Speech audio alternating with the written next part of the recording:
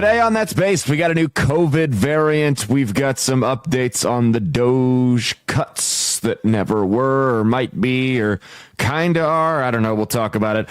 We've got Harvard getting their funding cut, and then an interesting update on Mr. Joe Rogan, whose show I've heard is almost as big as ours. Well, welcome to That's Based. I'm your host, as always, Caleb Salvatore, reporting from somewhere underground, laughing our way through the end of days, brought to you by Outlaw Streamers and our friends over at Firecracker Farms, firecracker.farm with the promo code BASED, B-A-S-E-D, like the title of the show. Will save 10% off your order at the checkout on their product, hot salt, which is a combination of Mediterranean sea salt, scorpion pepper, Carolina Reaper, and ghost pepper. Firecracker.farm, not .com, .org, or .net, F-A-R-M. Use the promo code BASED, B-A-S-E-D, like the title of the show. You'll save 10% off your order at the checkout. Firecracker Farm is made with love right here in the United States of America on a family farm. None of that foreign bullshit, none of the extra calories that come with sauces and everything. You get everything you need in a nice little seasoning. Firecracker.farm with the promo code BASED, B-A-S-E-D, like the title of the show. You'll save 10% off your order at the checkout. All right, well, we are going to open up. This is not in the title because if we're trying to sneak it through the YouTube algorithm, because I don't know how YouTube, I know YouTube slowly trickle-truthed the 2020 election conspiracies by saying, oh yeah, we were kidding. You can talk about that now. I don't know what their COVID policy is, so I'm going to be, we'll talk about it, but it's not in the title. So we've got the COVID variant NB.1.8.1 hits the U.S. This is CBS News. Cases of the new COVID-19 variant linked to a large surge in China have been detected in multiple locations across the United States, according to the CDC. The earliest cases in the U.S. date back to late March and early April and were detected through a screening program at airports for arriving travelers. So it says it's associated with symptoms that are broadly similar to those seen in earlier strains of the virus. Oh, so it's a cold. So it's a flu. Oh boy, shut the country down again. Some people will not let this shit go. I mean, these are the mentally ill folks that are going to freak out about this. I get it. The CDC's got to do their thing. And by the way, I'm not saying COVID's not a real thing. I've known people that got really fucked up by it. I know people that got killed by it. I'm not saying my wife got really fucked up by COVID. I didn't get as much of it as a sniffle because I'm built different. But I do know people who got fucked up by COVID. I'm not sitting up here and denying that it's a real virus. I'm not sitting up here and claiming that, you know, or I'm not sitting up here and trying to diminish anyone who's lost somebody to it. But at some point, you guys have got to move on. There's a whole community of people out on Reddit called the Zero COVID Community. And I'm not kidding. Go look at it. These are the bottoms of the barrel of society here in America. And I'm assuming Canada and Europe, but those aren't real countries, so it doesn't matter. These people, I mean, these are people, I'm not kidding you, the most extreme folks on these, and there's Facebook pages as well. The most extreme folks on these pages have not left their homes in 5 years.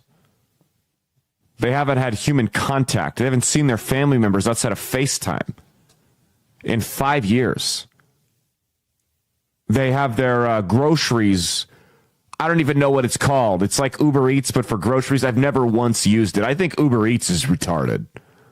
I really do. I mean, I think like, oh, wow, I can drive 6 minutes to get Subway, or I can pay $900 to have an immigrant bring it to me. Oh, what a conundrum. I think that's stupid, too. But I guess you can do it for groceries now, and they have it shipped to their house through that. I mean, there are people that are legitimately going to act like this is some type of legitimate problem here. I mean, could you imagine if Harris won? we would all be living under constant fear that we were going to get another summer lockdown, and you were going to have once again the red states at war with the blue states and the federal government, where the red states aren't wanting to lock down and the federal government's holding funding over their heads, and it's back and forth and mask mandate this, vaccine passport that. Could you imagine? I mean, because RFK Jr. just said that the CDC, or excuse me, the FDA is no longer going to require the COVID vaccine for kids. It's no longer going to be recommended, I should say. If you've got a Kamala Harris administration right now, a Harris-Walz administration, there is no doubt in my mind they would use this thing to shoehorn in all the other authoritarianism that they failed to get in the first go-round with this. No doubt in my mind that they would go out of their way to use this as an excuse to require COVID shots for public schools, airport travel, you name it.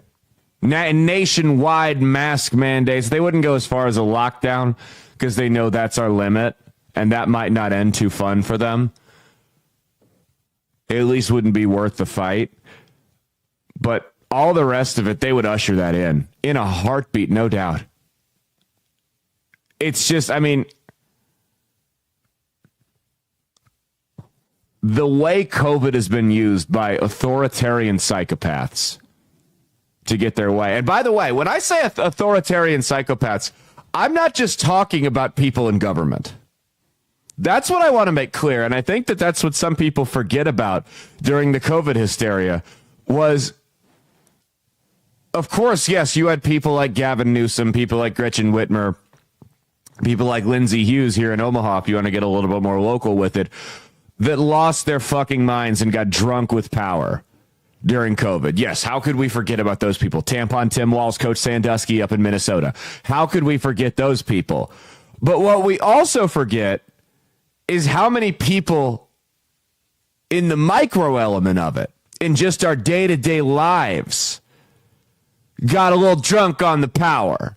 And just like the politicians and the unelected bureaucrats, they were able to hide behind the guise of, oh, I'm doing it for public health. This is a safety thing. It's actually for your own good. But we all know that this was just their narcissistic streak finally being able to rear its ugly head. I mean, you saw grocery store employees get like this power complex, like they were a mall cop or something. I mean, it's just the smallest amount of power went to a lot of people's heads, and they used it as an excuse to try to push people around and bully them. And for a little bit, society was on their side until the tides kind of started to shift on the whole COVID nonsense, and it wasn't so popular anymore. So they either tried to assimilate back into society and say, whoopsies, my bad. Can we let bygones be bygones and act like it never happened? Or you had a very small percentage of them that went the zero COVID route and just totally lost their minds. But there were just irrelevant people who have never had any power whatsoever in their lives that were finally using it as an excuse. They finally had the excuse to come out and try to bully other people around. I mean, that's really what it was. And I called it from the get-go. My old podcast, I said it on Bread and Circuses. I said about 3 weeks in, I don't even remember what happened. Something happened to me out in public that pissed me off. And I said it 3 weeks in. I said, this is not about a virus. This is about a bunch of limp-dicked losers being able to use the arm of the state to bully around people that otherwise they would have absolutely no shot in hell at ever speaking to that way. That's what it was always about. It was Revenge of the Nerds virus edition. Truly. I mean, I remember I got into a Facebook argument with this girl during COVID because it was in a local Omaha group because I was running a show after things had reopened. Not that I ran any underground bootleg shows, speakeasy type shows during the lockdowns. I would never do that. ever. No, not me, never. But I was publicly advertising a show when they started reopening up in Omaha. And I remember this girl got on my neck about it. I'm a murderer and a grandma killer and all this other shit, right?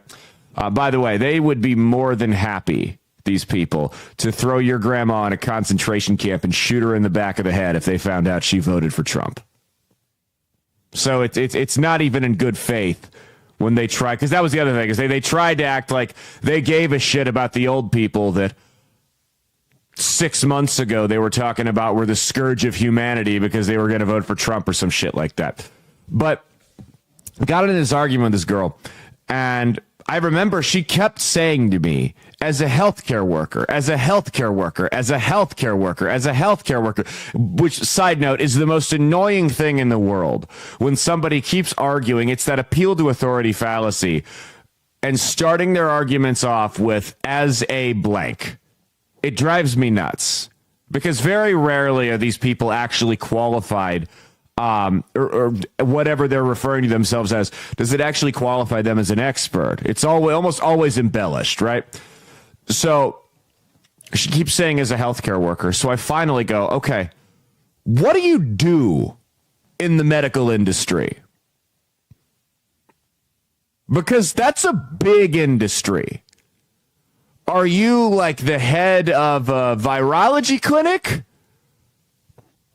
Or are you a medical recruiter hiring traveling nurses? Because that's going to change how much stock I put into your so-called expertise here. And she turns around, and she doesn't turn around, but she replies to me. She goes, why does it matter? What do you do for a living? And that's when I knew I had her, because she didn't answer me. If she were the head of infectious diseases at a hospital or researching something to do with vaccines or something like that, she would have thrown it right back at me to make me look stupid. But I knew I had her. And I said, it doesn't matter what I do for a living, sweetheart, because liberal women love it when you call them sweetheart in an argument. It's their favorite thing. It disarms them. More often than not, it will actually help get them on your side. It really calms them down.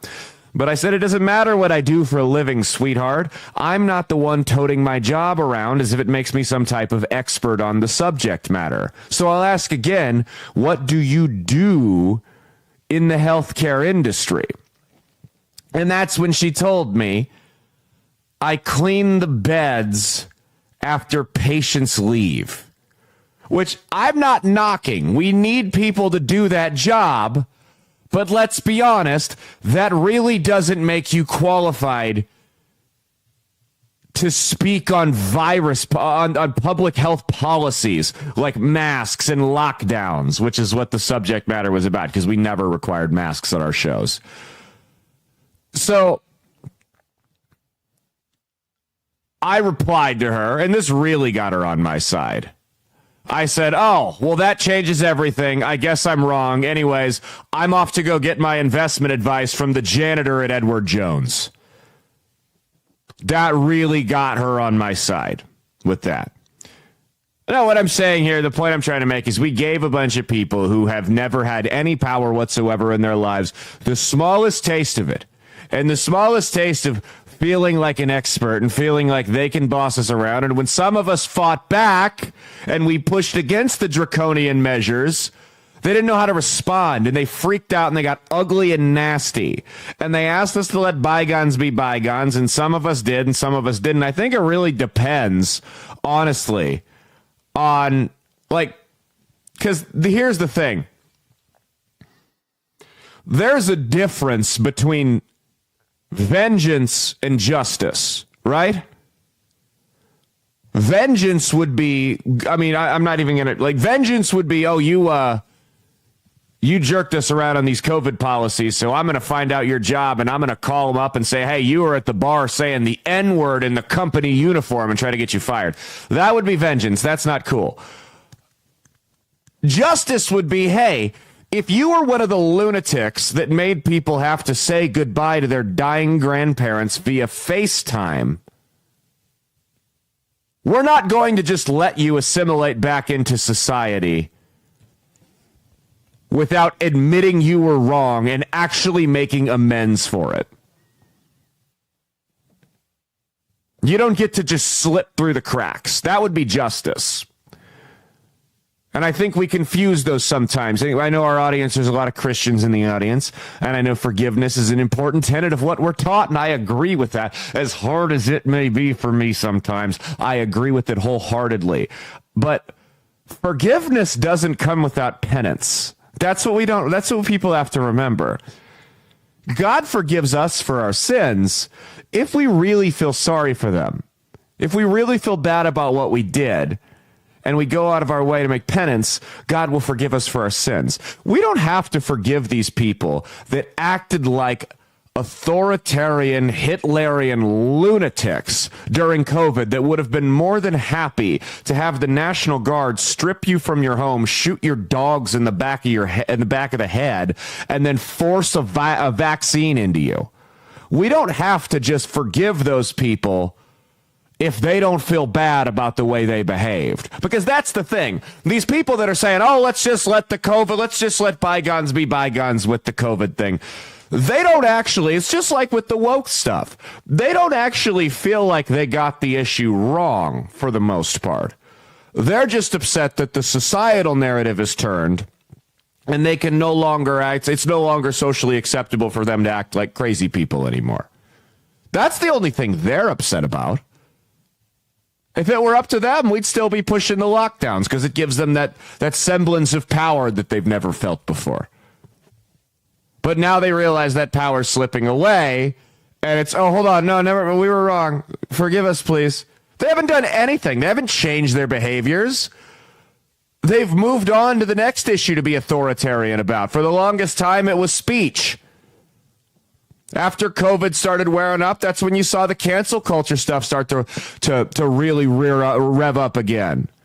And they just decided they were going to police everyone's speech, and it was going to be on the pronouns and the gender and all that crap. These people, they don't learn.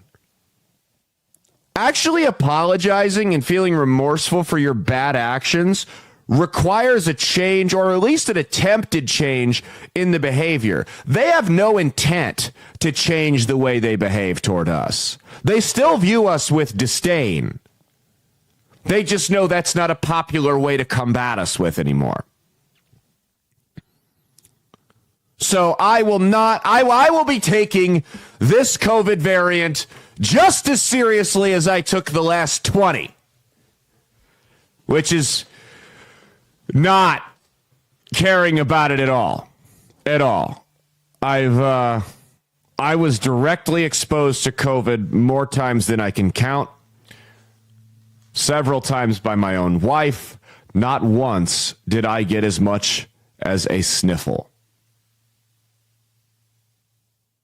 What's my secret? That's what people want to know all the time. They ask me, what was your secret? How did you not get sick? It's, it's an interesting concept. You know how if you don't believe in Santa Claus, you don't get presents on Christmas? Kind of the same thing.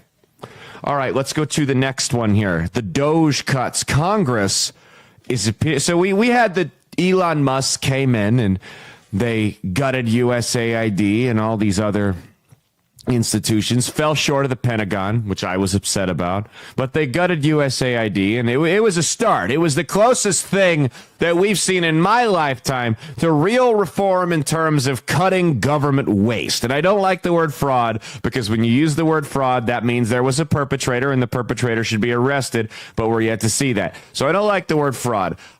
Waste, by all means. Abuse, you could make the argument. But it was, in my lifetime, the closest thing at a legitimate good faith attempt to cut government waste. And the executive branch did its part. It had its contractors, Elon Musk and his DOGE crew, come in and highlight what they felt were wasteful spending, and the executive branch could make the determination, do we want to fund a transgender Sesame Street in Iraq, or do we think that maybe that $32 million could be better spent elsewhere? And that's great.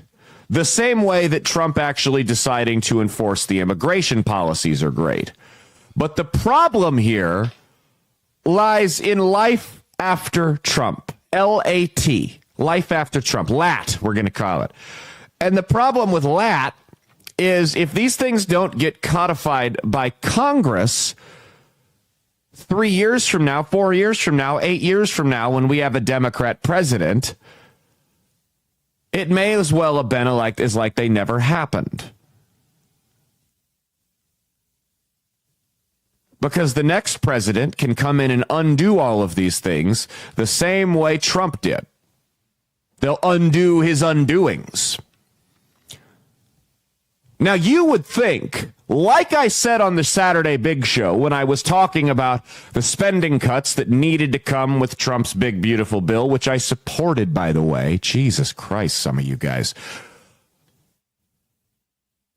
But you would think that a bunch of self-proclaimed, and I quote, fiscal conservatives in the Republican Party would be more than happy to hop on the bandwagon of making these DOGE cuts permanent. But we're yet to see that. In fact, we're seeing reports from all over Congress that there's no desire for House Republicans to make these cuts. They don't have the political appetite for it. So keep in mind, you know how the illegal border crossings and the fentanyl that's been trafficked across our border has come to a screeching halt under Trump?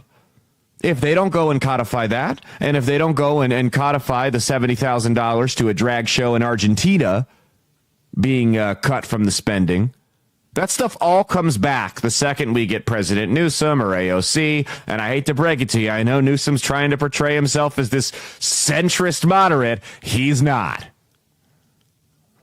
So if these spineless, feckless, fake conservatives in the House don't get together and actually codify these objectively wasteful spending cuts, it may as well have been like they never happened in the first place. Because they're coming back, and they're coming back with a vengeance. I don't know why that's so hard. Why is that such an issue? Here's the thing, guys.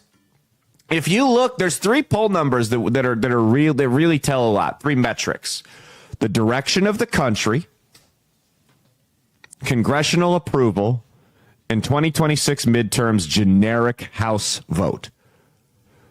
So the direction of the country this last week, for the first time in 5 years, since the previous administration, Trump, the majority of Americans surveyed believe that the country is actually headed in the right direction. It's a small majority, but that's groundbreaking shit. If you look at the congressional approval, it's negative. If you look at the generic House vote for the 2026 midterms, it's either a tie or the Democrats have a slight lead. Now, when the Republicans control both houses and the White House, one would think that if people thought the country was headed in the right direction, they would also think Congress was doing a pretty okay job. But that's not the case, because the majority of the things that have happened, the immigration situation getting under control, the trade, the inflation, the spending cuts, the us no longer being a laughing stock internationally, those are all coming from the executive branch. People are smarter than they used to be. They listen to shows like this one and they see through the nonsense. They know that's not coming from Congress. Congress has done nothing up until this tax cuts, which, by the way, credit where it's due, they did a good job. We needed to get the tax cuts, right? We needed to get those codified as permanent. But if Congress has a low approval rating, that means people are seeing through it. And just like what happened with our illustrious Mayor Gene Stothert, if your base does not feel you're representing them, they will stay home and you will get your asses handed to you collectively in about a year and a half. I don't think any of us want that. And this is the argument I've been having with Republican insiders about the spending cuts, is they're telling me we're going to get our asses kicked if we cut spending in the midterms. That's not popular. If we cut spending, the Democrats are going to hand us our asses. And I'm like, okay, you guys understand every now and then it is okay to have these things called principles, right? We can have principles when we govern. We don't just have to do everything with, oh my God, what do I have to do to get reelected in a year? Which is why I think that the congressional terms should be 4 years rather than 2.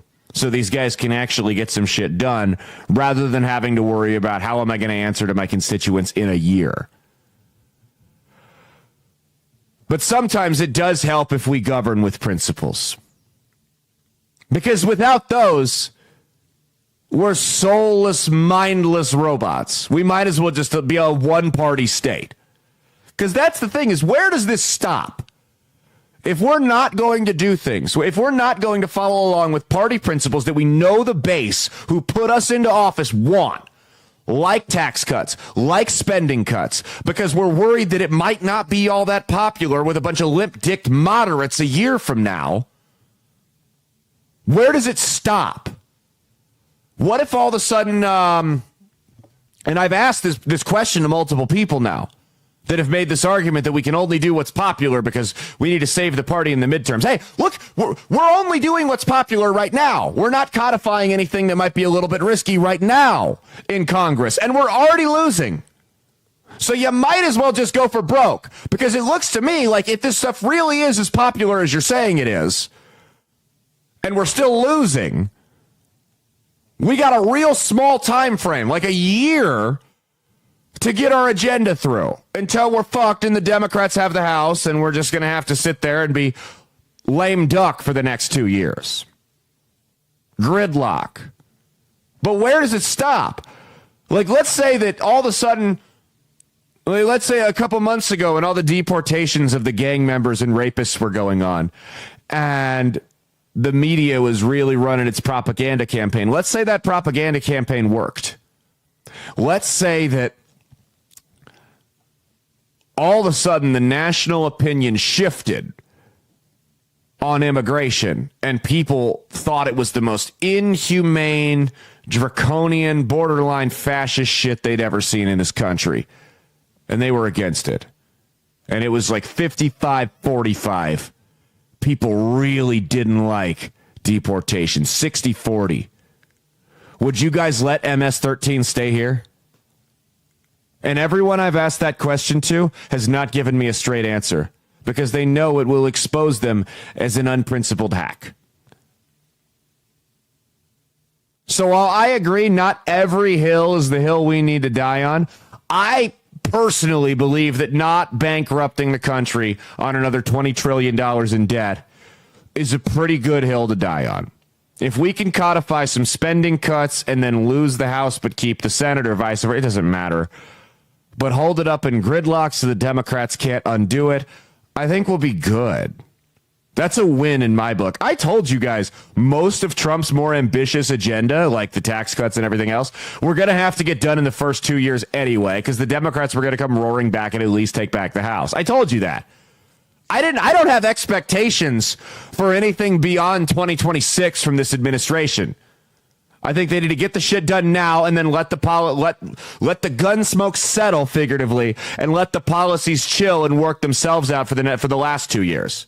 That was my expectation going into this. You can go back and look. I told you guys that 100 times. The clock was ticking. We got 2 years to get this stuff done, or we're fucked. So let's do it now. I don't care about what's unpopular. Because if the Republicans are only going to govern off what's unpopular and not off what's popular and not what's right, then we might as well just be, like I said, a one-party state and let the Democrats run the whole show. Why are we voting you in? If you're going to turn your head on a dime the second you feel like it's not popular, like I said, among a bunch of limp dick centrists in Cincinnati, who gives a shit? I don't care if, here's my thing. If making sure the country doesn't go $50 trillion into debt comes at the cost of losing the 15th congressional district in Pennsylvania, I'll take that trade 8 days out of the week. I got no problem with that one. Sure. If codifying the immigration policies into federal law that have objectively worked under the Trump administration is going to make it so that we can't flip that third district down in New Mexico on the border, which a lot of people think is in play. It's a Democrat seat right now. I'm cool with that. That's a price I'm willing to pay. Everything comes at a cost. That's a price I'm willing to pay. Because when we get this shit into law, when we codify this shit into law, it becomes very, very difficult for them to undo it. They'd have to get a filibuster-proof majority in the Senate and a majority in the House. Highly unlikely. I don't give a flying fuck what the approval ratings are of our lame duck president after 2026, guys. Doesn't matter. We knew that this was going to be 2 years. I told you priorities were for Congress were tax cuts, immigration, and spending cuts. We're 1 out of 3. The other 2 have been done through the executive branch, but the second we lose power of the White House, boom, they're right back. All the bad policies are back unless these spineless hacks, these fake conservatives, these rhinos in the House and Senate, like that closet homosexual Lindsey Graham and that geriatric turtle who just needs to fucking fuck off finally. If those people can't grow a spine, they need to get the hell out of the way, and they all need to be primaried into oblivion. Like I said, we got the tax cuts. By the way, do you know why I know the tax cuts worked? Do you know why I know they were a good policy?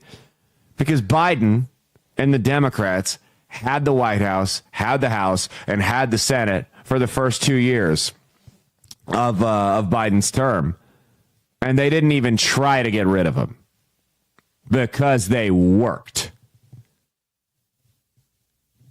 Now we're hearing that Mitch McConnell and Lindsey Graham might be no votes and hold the tax cuts up in the Senate. I mean, it's the way, like, you guys, you don't hate Mitch McConnell and Lindsey Graham enough.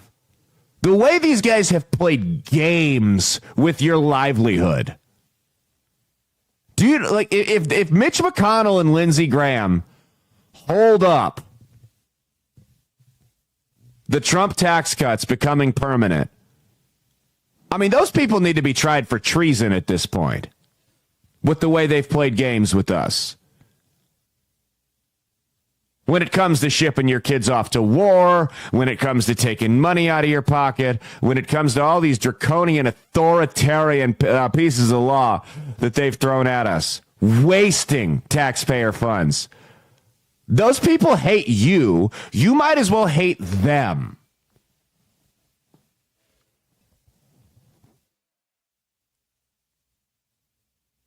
Gross, gross people. McConnell's finally done in 2026. Thank God the geriatric turtle's going to be done. All right, we got 2 more and then we're getting out of here. Oh, my sleeves, I'm getting hot because I'm yelling. I'm getting pissed off in here. We got 2 more. Donald Trump is gutting all of Harvard's federal funding. We're done. Trump says we're done. No mas money for Harvard. Canceled all federal contracts with Harvard University worth around $100 million. They're gutting them. And here's the thing, man. I'm hearing all types of people crying about this and talking about how it's, this is government overreach. First off, the government not doing so. We're not talking about the government going in and arresting people. We're not talking about the government, using the justice system to drain people's financial resources, like the last administration did.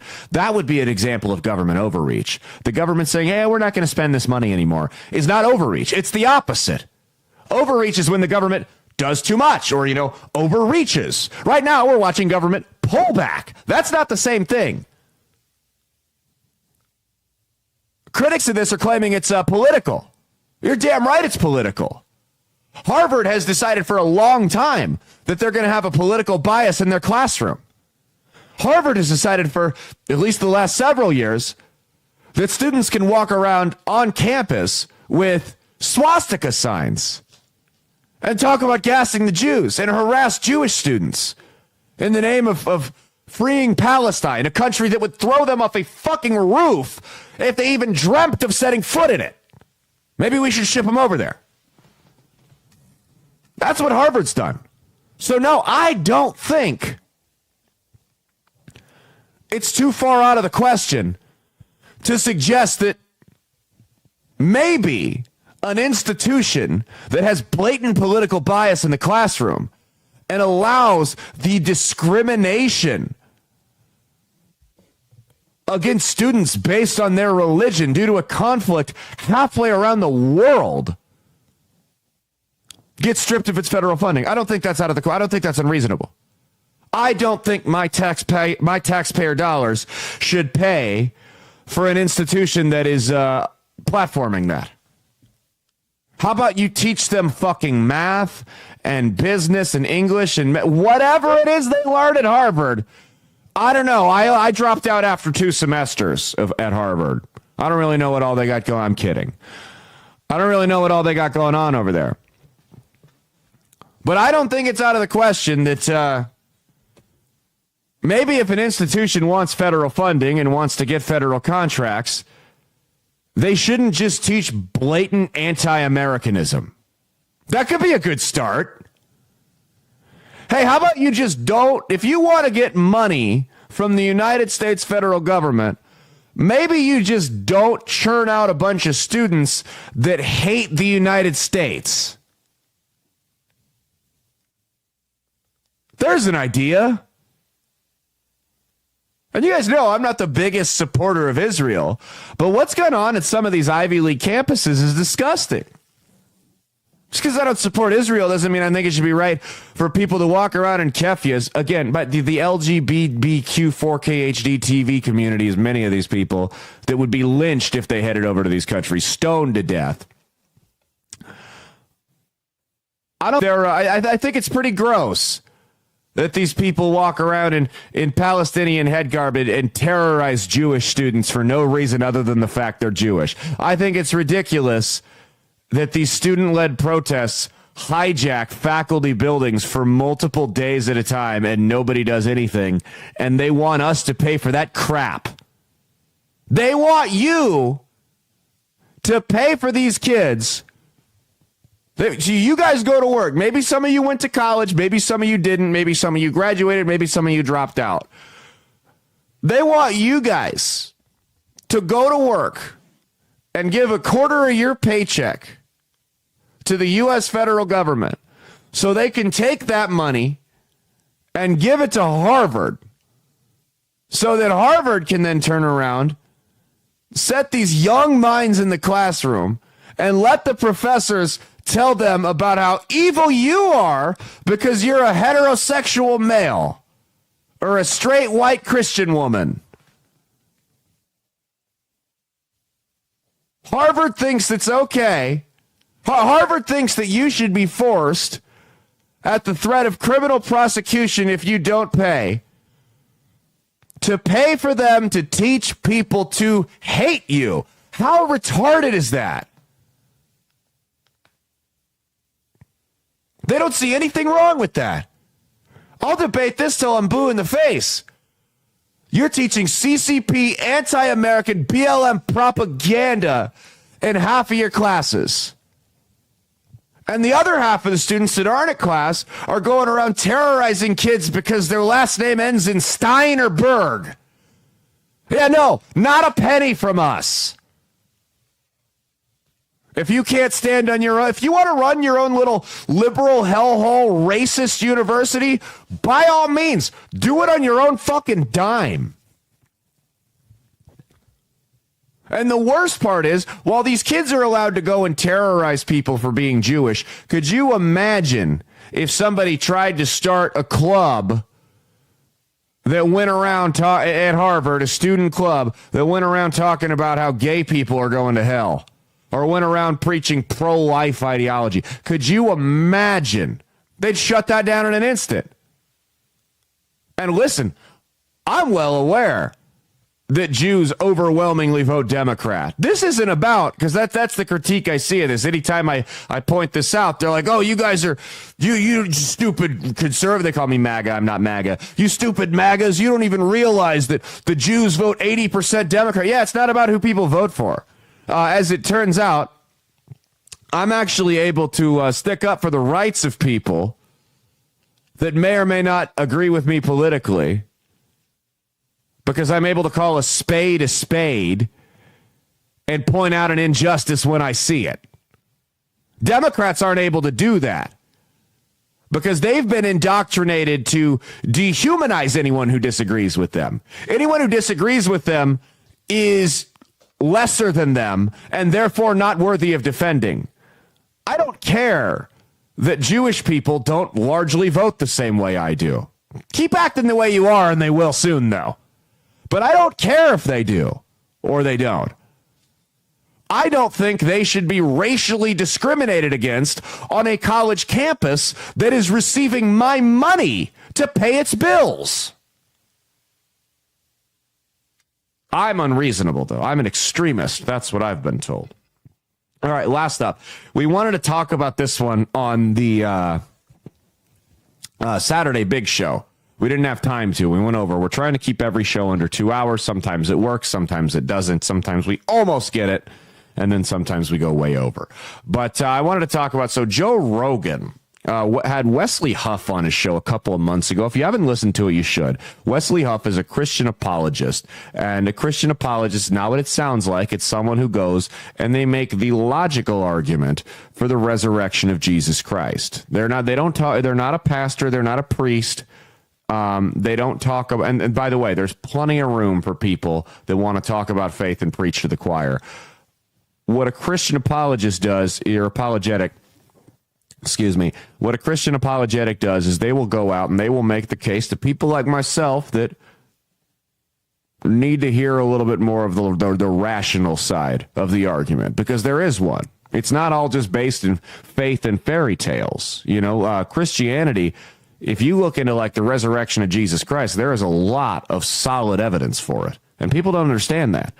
And Wesley Huff went on Rogan, and Rogan admitted on the show that he had been watching 20 hours of this guy's content. Now, I'm going to play you guys a clip here, and we don't own the rights to the music in the background, so just hopefully we don't get yeeted for it. It is what it is. This is an evolution of Joe Rogan's views over the last 10 or so years and the things he said on Christianity. Go ahead and check this out. Written on animal skins by people who thought the world was flat, the sun was 17 miles away. And you're like, oh yeah, that's going to make you a better person.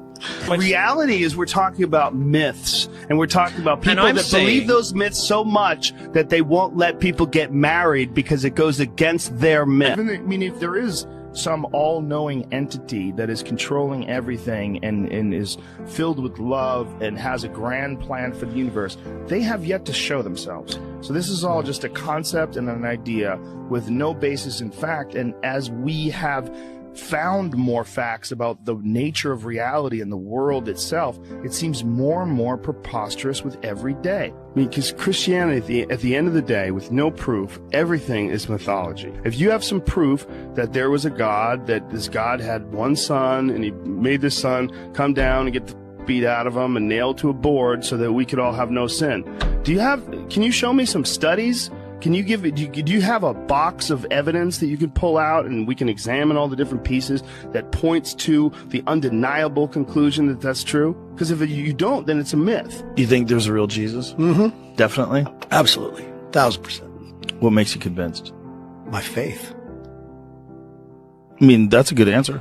As time rolls on, people are going to understand the need to have some sort of divine structure to things, some sort of belief in the sanctity of love and of truth.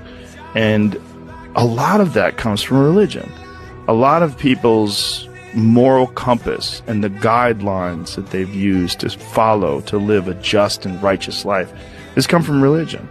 And unfortunately, a lot of very intelligent people, they dismiss all of the positive aspects of religion because they think that the stories are mere superstitious fairy tales that, you know, they have no place in this modern world, and, you know, we're inherently good and your ethics are based on your old moral compass and we all have one, and that's not necessarily true. We need Jesus. I think for real. The difference between science and religion is that science only asks you for one miracle. I want you to believe in one miracle, the Big Bang. Yes. And it's funny because people would be incredulous about the resurrection of Jesus Christ, but yet they're convinced that the entire universe was smaller than the head of a pin, and for no reason that anybody's adequately explained to me. Makes sense. Yeah. No. Instantaneously became everything. Yeah. Okay. I'm sticking with Jesus on that one. Yeah. Like, Jesus makes more sense. Joe Rogan and I have had on and off communication since then. I can tell you for a fact that he is attending a church, and that that has been a consistent thing. Well, there you have it. That's look. That was over a decade worth of footage. He didn't come to that conclusion overnight. And that's why I laugh, because I'm seeing so many people refer to this as a grift. Guys, Joe Rogan signed a 9-figure contract with Spotify back when he was openly mocking Christianity. He doesn't need to grift for money. This isn't an I need to pay my bills thing.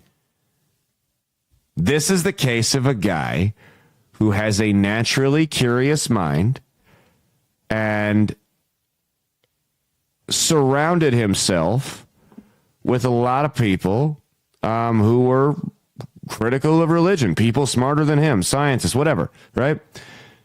And then he slowly drifted into becoming more open to the idea of Christianity. And anyone who's watched his show, and I don't watch every episode, but anyone who has watched his show will tell you they've noticed this trend as well.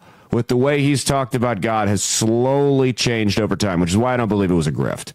He didn't come out of nowhere and just change, right? This was the Holy Spirit works in incredible ways. And I wasn't a Christian when we started this show. I mean, as we were raised kind of Christian, it wasn't really a big part of our upbringing, and I definitely drifted away from that as a teenager and a young adult. And I just slowly, there was no one light bulb moment or anything. I was experiences I had, many of them that had nothing to do with this show, just kind of, there was this invisible line, like a fishing reel, luring me back toward a religion I had absolutely no interest in ever having anything to do with again. And you can see Rogan was kind of the same way. It's crazy how it works. So I'm seeing people saying, oh, this is another Russell Brand. He's got a sexual assault allegation coming out soon. Just wait. You guys are so gross. It can't be that someone has had experiences and finally sat down and actually listened to the other side of an argument and changed their mind. No, everyone's so dogmatic in everything they believe nowadays. It couldn't be that. It has to be that he's running a grift. It has to be that he's insincere, which is how the left works. That really is. Everything is so dogmatic to them. Everything, they cannot even remotely veer away from the teachings of their woke cult. Otherwise, they'll be chastised and outcasted, right? They can't get away from that dogma. And it's like I was saying when we were playing the videos right after the election of all the people freaking out about how I can't believe my boss or my brother or my grandpa or my husband or whoever voted to kill gay people by voting for Donald Trump, voted to bring back The Handmaid's Tale. You guys are aware that people have different viewpoints. You're not aware that people have different perspectives than you. You're unable to see the world from a lens other than your own.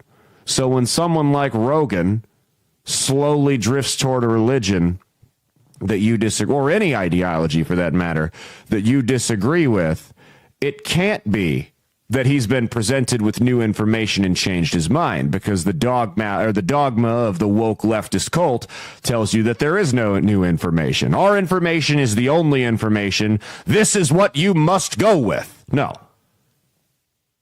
It can't be that. Right? It has to be that he's running a grift. He has to be trying to make money off of it. He has to be using religion as a shield to protect him from some type of nasty allegation. It can't just be that he had a change of heart. Don't hear him out by any means. Don't go back and watch even that video. You don't even have to go watch a bunch of episodes. There was a 2-minute clip. You can see clearly he's aged. Different studios, different camera quality. Clearly, that's been over time. I highly doubt he ran a 10-year Jesus grift. I really don't think that's something he was doing.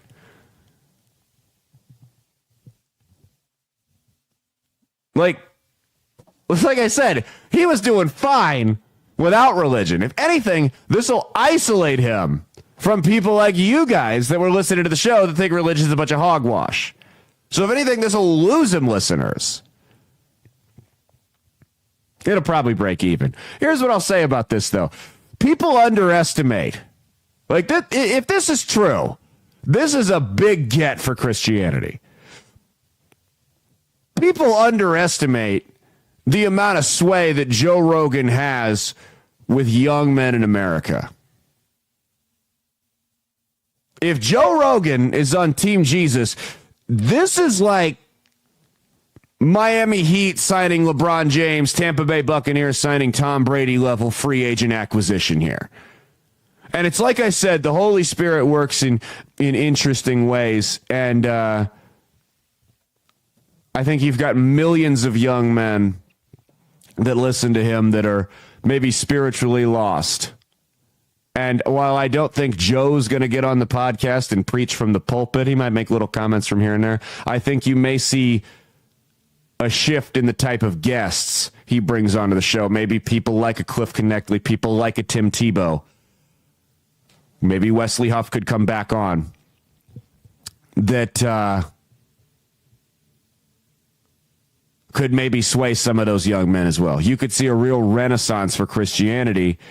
And you know, you hear about, like in the Bible, some of the worst monsters against Christians, just mass murderers of Christians, genocidal lunatics, became some of the most trusted apostles. God may have a way of using someone who openly mocked him and rejected him repeatedly to expand the church here on earth. It's like I said, for those of you that are curious, I'm a very logic-based person as well. I don't just believe something because I have faith. I'm willing to go out on a limb with faith on certain things, but I do need to have a little bit of concrete evidence. There's a book called More Than a Carpenter. It's not a sponsor of the show. You can get it on Amazon for like $12. I would highly recommend it. I just let somebody my copy of it over the weekend. I would highly recommend it because while it's not going to give you this one big shocking, like I said, light bulb, oh my God, this all makes sense moment. If you're someone who's already on the fence, or maybe you're a Christian who's struggling with their faith, this is the type of book that will either reassure you or push you over that fence. I think everyone should read it. It's like less than 200 pages. Even a meathead like me can read it. I strongly recommend it. But I think Rogan's, because he was raised Catholic, and I think Rogan's journey back to God is probably very similar to a lot of ours. And I'm very happy that I had to have a journey back to God, because you appreciate something a whole lot more once you've lost it and gotten it back. So I think that's the way it was supposed to be for a lot of us. Anyway, that's been our show. We will see you guys on Saturday. Cheat on your taxes, not your spouse, and stay based.